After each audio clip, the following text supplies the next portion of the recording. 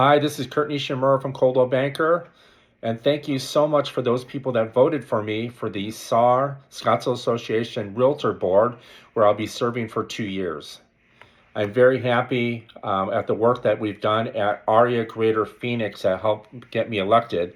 We just had Lauren Shune, the NAR Chief Economist, speak, and next month, on November 13th, we actually have a special exhibit that we're having a fair housing class. It is the Gammon exhibit, which actually shows the Gila Bend internment camp and the story behind that, where 13,000 Asian American, Japanese Americans were actually housed there during World War II, even though they were American citizens. Most of the people were actually born in the United States, like my grandfather. It really tells the story of my grandparents and the struggles they went. They were only given 1 month to leave their home because of Executive Order 9066.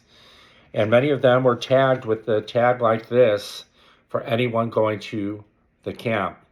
And think about how dehumanizing that event was when they're stripped of their homes, they're stripped of their rights, and tagged like cattle to be sent off to a camp in the middle of nowhere. And anyone that lives in the state of Arizona knows that in the summer it could be well over 110 degrees without any air conditioner for 3 straight years, and how cold it can get at night as well. So unfortunately, this happened to over 125,000 Japanese Americans. They were housed in over 10 camps across Western United States.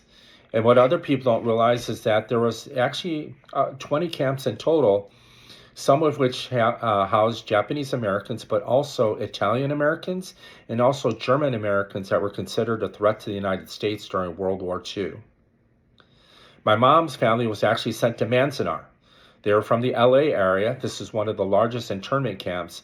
But before that camp was actually created, they actually sent people to Santa Anita racetrack, where my mom's family actually was in a horse stall, where they had to actually set up beds and create a room for them to be able to sleep in at night while that camp was being created.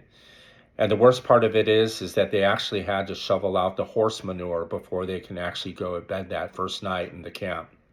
This was an extremely dehumanizing event to citizens of the United States. And I'd hate to think that that would ever happen again, but we're seeing bits and pieces of history repeating themselves. And I would hate for this country, this great country that we live in, that we're so proud to be a part of, would experience another event like this. So this fair housing class is going to highlight that, kind of tell you the history of Arizona, kind of tell you the history of fair housing, and then you get to see the actual exhibit at the Chandler Museum. And after that's done, we'll actually have a mixer at Chompy's right across the way, so we kind of celebrate being Americans and the rights that we have in this country. I did want to mention that, from those camps, the men that were between 18 and 35 were asked to sign a petition on whether they would serve the United States Army. And many did and sacrificed their lives. They were part of the 442nd Army regime that was the most decorated units in the Army's history. And there wasn't a single act of treason of the 120,000 Japanese Americans that were in prison. So this is going to be a great event.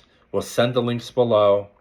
We would love for you to attend and love for you to learn about this unfortunate part of American history. Thank you so much.